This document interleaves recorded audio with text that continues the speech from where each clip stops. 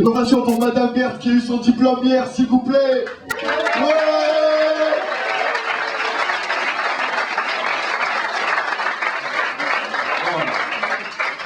Je suis pas docteur, hein. J'ai juste eu mon diplôme, je suis diplômé. Mais j'ai pas fait 7 ans. C'est combien de docteur? 7, 8 ans? C'est pas moi alors. J'en suis qu'au premier stade.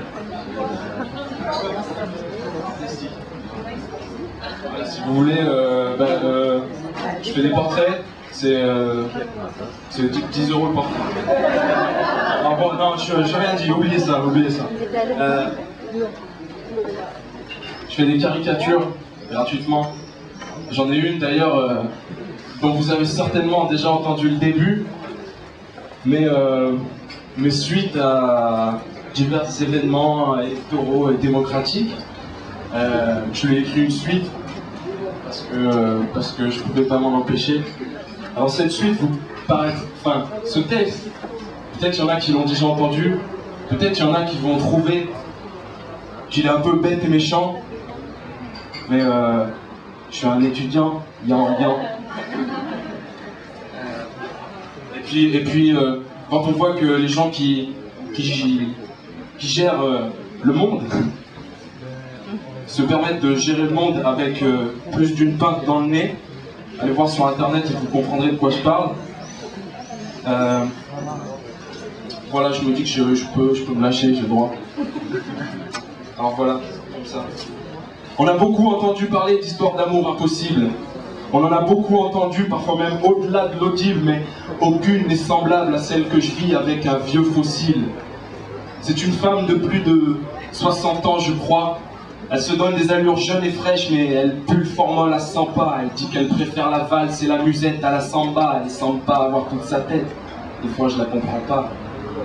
Elle se dit accueillante, mais sans vouloir être dérangée. Donc elle trouve effrayante la présence des étrangers. Et bien que la moitié de ses petits-enfants soient bien bronzés, elle garde des sourcils bien froncés contre tout ce qui n'est pas bien français. Je me dis, elle peut pas être si méchante. C'est quand même chez elle qu'a eu lieu ma naissance, elle. Au fait, je vous ai même pas présenté. Elle s'appelle Marianne. Elle représente la France, mais ne faites pas confiance à son sourire car elle porte un dentier. C'est une dominatrice qui a asservi des peuples entiers. Peu l'ont fait jouir, même si beaucoup la lèchent, mais c'est pas pour lui faire plaisir qu'on colle sa tête sur nos lettres. C'est pour s'envoyer des SOS et autres messages d'alerte, puisqu'on sait même plus comment se parler. Marianne doit avoir les esgourdes ensablées. Et si les alarmes résonnent chaque mois le premier mercredi midi, aujourd'hui, faudrait qu'elle s'époumonne jour et nuit, car Marianne prend goût à la tyrannie. Elle s'extrémise et privilégie l'élite. Elle est laide comme une bourgeoise sous extasie qui ne s'excite plus que pour du fric. Sous ses reins, l'économie souterraine lui fait la rondelle, mais elle se maintient, serre les rênes, et si ça schlingue les poubelles, elle soutient que c'est pas elle, et puis file en douce chez l'esthéticienne. Je lui ai écrit cette lettre pour lui faire part de ma déception, mais faut croire qu'il en a rien à battre. J'ai jamais reçu l'accusé de réception.